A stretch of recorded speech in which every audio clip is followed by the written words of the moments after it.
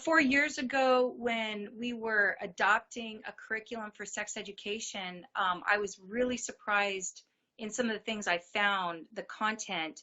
And coming from the California Department of Education, they were recommending to teachers and to students a particular website called Advocates for Youth. And when I went to that website before having to vote on it as a board member to approve this curriculum, I noticed in their articles that were targeting specifically Muslim youth, and it had an article in it specifically that said, I'm Muslim, but I'm a different gender, or I think I'm a different gender.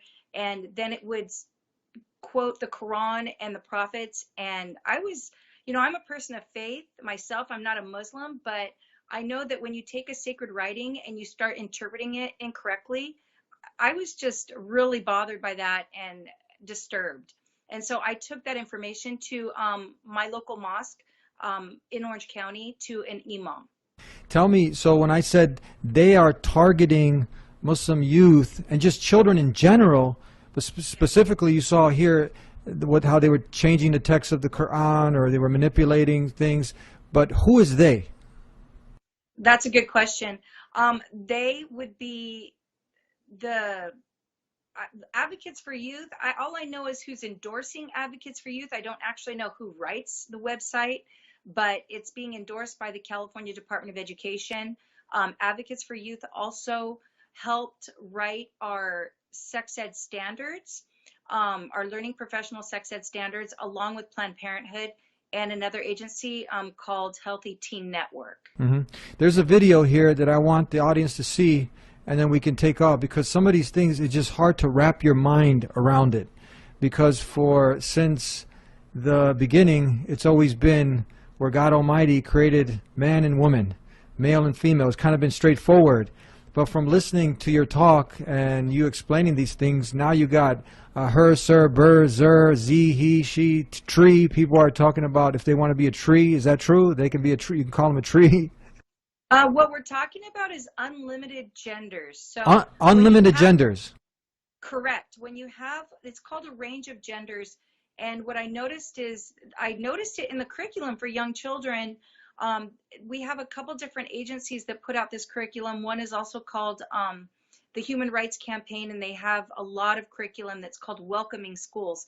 And all of these words sound wonderful: inclusion, compassion, empathy, tolerance. They all sound great.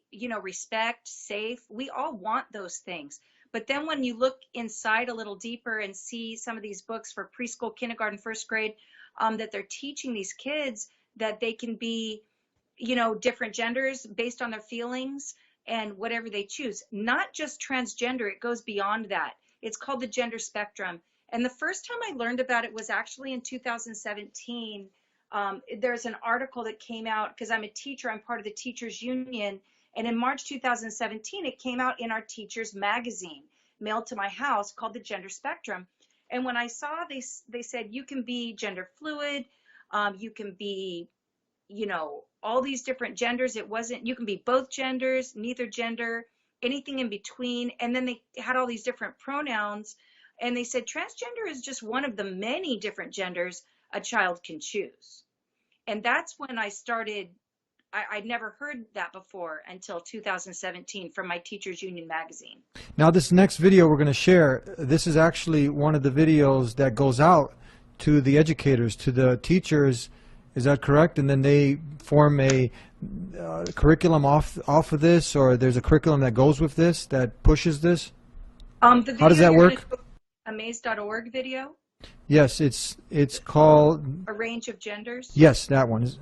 Oh, okay, yes. So that one is actually promoted in a lot of different ways. It's promoted through the Southern Poverty Law Center.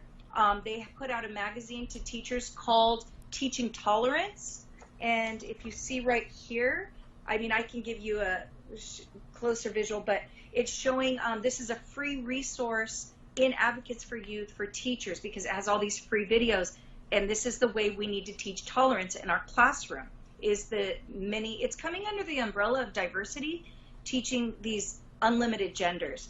I also found it right here in this magazine. is actually put out by the Association of California School Administrators. So this is a magazine that is received by principals, superintendents, anybody who's in any type of leadership of school districts or schools. And I found an article in here that also, it's called an LGBTQ plus inclusive culture begins in elementary school. And again, it's recommending these books of Unlimited Genders. Mm-hmm. So I'll go ahead. So the maze.org video is